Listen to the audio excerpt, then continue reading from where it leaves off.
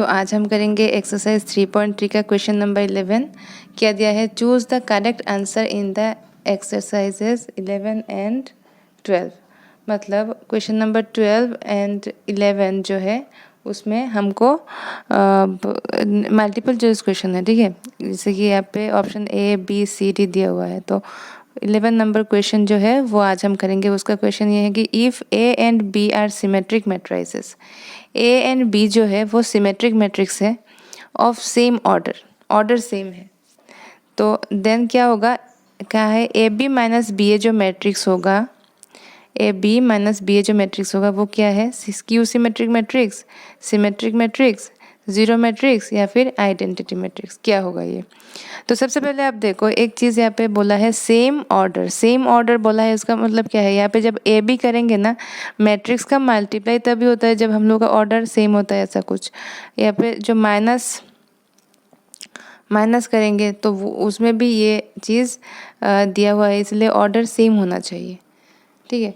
तो उसमें बोला है A and B are symmetric matrix, जो तो दिया है जो वो हम लिख लेते हैं, गिवन बोला है A and B are symmetric matrices, ठीक है।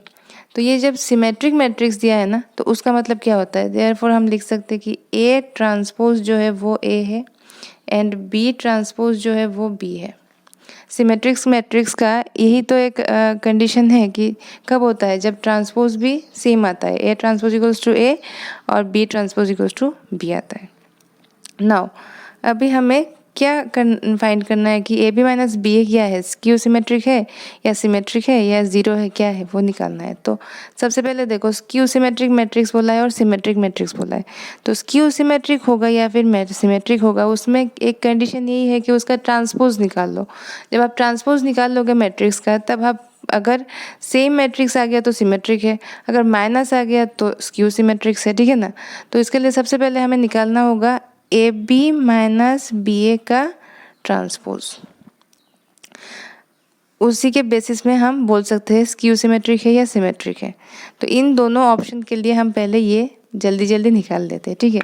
तो A B minus B A transpose, ठीक है। तो इसका आंसर क्या होता है, हम A B transpose minus B A transpose, ये प्रॉपर्टी ऑफ ट्रांसपोज है।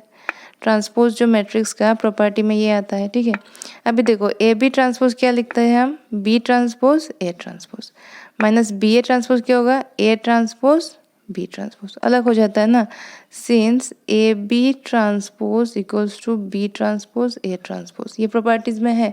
मैंने एक वीडियो किया था उसमें इंट्रोडक्शन ट्रांसपोज ऑफ मैट्रिक्स का, उसमें हमने ये कहा था कि A B transpose equals to B transpose into A transpose होता है, यही प्रॉपर्टी हमने यहाँ पे यूज़ किया।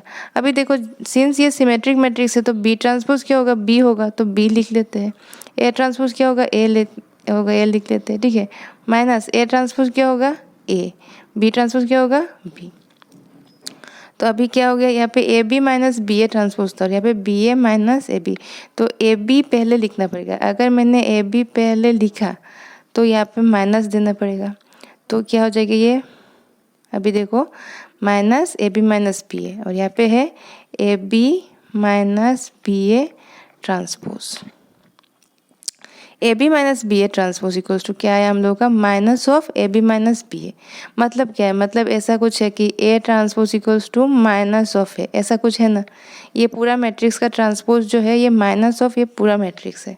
तो ये कब होता है, जब स्क्यू सिमेट्रिक मैट्रिक्स होता है, जब मैट्रिक्स, देयरफॉर हम कह सकते हैं कि A B minus B A जो है वो हम लोग का स्क्यू सिमेट्रिक मैट्रिक्स है, स्क्यू सिमेट्रिक मैट्रिक्स।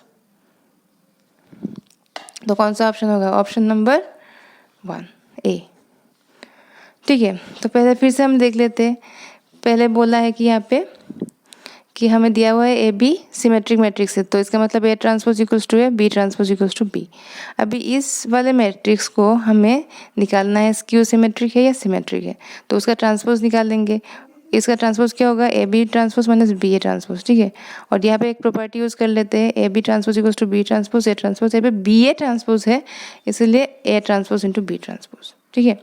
अब बी ए ट्रांसपोज तो बी, ए ट्रांसपोज ए, हाँ, A transpose A B transpose ये वाला यूज़ किया हमने। तो इसमें से क्या आता है, ये minus of A B minus B आ जाता है। सिंस माइनस आ गया इसका मतलब कुछ ये वाला कंडीशन है कि स्क्यू सिमेट्रिक्स होगा, तो ये हम लोग आ गया स्क्यू सिमेट्रिक मैट्रिक्स। तो अभी आप देखिए हम करेंगे क्वेश्चन नंबर 12। तो ये भी एमसीक्यू है, ठीक है। तो ये दिया हुआ है इफ़ ए एक मैट्रिक्स दिया हुआ है एंड कंडीशन दिया है कि ए प्लस ए ट्रांसपोज जो है वो आई होगा, then the value of alpha, alpha क्या है यहाँ पे जो कॉस अल्फ़ा दिया है वो अल्फ़ा का वैल्यू क्या होगा, पाई/6 या फिर पाई/3 या फिर पाई या फिर 3π/2। तो पाई/6 क्या होता है एक्चुअली, वो होता है 30 डिग्री, ये है 60 डिग्री, ऐसा कुछ 180 डिग्री ऐसे। तो सबसे पहले देखो जो कंडीशन दिया हुआ है ना ये वाला, वो हम सबसे पहले यूज़ करेंगे। तो ए दिया हुआ है क्या, मैट्रिक्स क्या दिया हुआ है, cos alpha minus sine alpha, ठीक है। और यहाँ पे है साइन अल्फ़ा, यहाँ पे कॉस अल्फ़ा। तो ए ट्रांसपोज क्या हो जाएगा, रो को कॉलम कर दो, कॉस अल्फ़ा ये माइनस साइन अल्फ़ा, और यहाँ पे ये वाला रो कॉलम हो जाएगा, तो ये हो जाएगा साइन अल्फ़ा यहाँ पे कॉस अल्फ़ा, ठीक है ना। तो अभी आप देखो यहाँ पे गिवन कंडीशन जो है वो यूज़ कर लेते हैं, A plus A transpose equals to I. तो यहाँ पे ए लिखो cos alpha minus sine alpha, यहाँ पे sine alpha cos alpha plus cos alpha sine alpha minus sine alpha cos alpha. I क्या होता है, आइडेंटिटी मैट्रिक्स, और यहाँ पे तो 1 0 0 1 ही हो जाएगा, ठीक है। तो अभी प्लस कर लेते हैं, तो cos alpha plus cos alpha ये जो हो जाएगा 2 कॉस अल्फ़ा, 2 कॉस अल्फ़ा, ठीक है। अभी देखो minus sine alpha plus sine alpha तो वो हो जाएगा 0, sine alpha plus minus sine alpha ये हो जाएगा 0, cos alpha plus cos alpha 2 cos alpha equals to 1 0 0 1, ठीक है ना। अभी दो मैट्रिक्स यहाँ पे क्या हो गया, दो मैट्रिक्स हम लोग का इक्वल हो गया। दो मैट्रिक्स कब इक्वल होता है, 2 matrices are equal if their corresponding elements are equal। Corresponding जो एलिमेंट्स है वो इक्वल हो जाता है, तब हम कहते हैं कि वो मैट्रिक्स इक्वल है। देयरफॉर हम क्या लिख सकते हैं, ये जो 2 cos अल्फ़ा है वो 1 है, 2 cos alpha equals to 1 implies cos alpha equals to half. cos alpha का वैल्यू हाफ कब होता है, cos अल्फ़ा का वैल्यू हाफ तब होता है जब cos π/3, ठीक है ना। cos अल्फ़ा का वैल्यू π/3 मतलब 60 डिग्री में हाफ होता है। देयरफॉर हम कह सकते हैं कि अल्फ़ा इक्वल्स टू π/3, मतलब अल्फ़ा का वैल्यू π/3 आ गया। इस यहाँ पर भी 2 cos अल्फ़ा इक्वल्स टू 1, तो ये भी हम लोग का π/3 आएगा, ठीक है। बाकी तो 0 0 है, उसमें तो इक्वल करके कुछ मिलेगा नहीं, तो अल्फ़ा का वैल्यू π/3 ही आया आंसर। तो यहाँ पे देखो हम लोग का क्वेश्चन बी ऑप्शन करेक्ट हो गया। तो फिर से हम देख लेते हैं कि कैसे हमने ये वाला क्वेश्चन किया। सबसे पहले आप देखो ए दिया हुआ है और यहाँ पे ए ट्रांसपोज है, तो हमने ए ट्रांसपोज निकाल लिया। इस कंडीशन में लिया और फिर यहाँ पे कॉरस्पॉन्डिंग एलिमेंट्स प्लस कर दिया, और यहाँ पे 2 cos अल्फ़ा इक्वल्स टू 1 ये इक्वल हो जाएगा। तो हमें पता होना चाहिए कि हाफ कब होता है, cos π/3 का वैल्यू हाफ होता है, तो cos चला गया, तो यहाँ पे अल्फ़ा इक्वल्स टू π/3, तो यहाँ से हम अल्फ़ा का वैल्यू फाइंड कर सकते हैं, ठीक है। Thank you so much.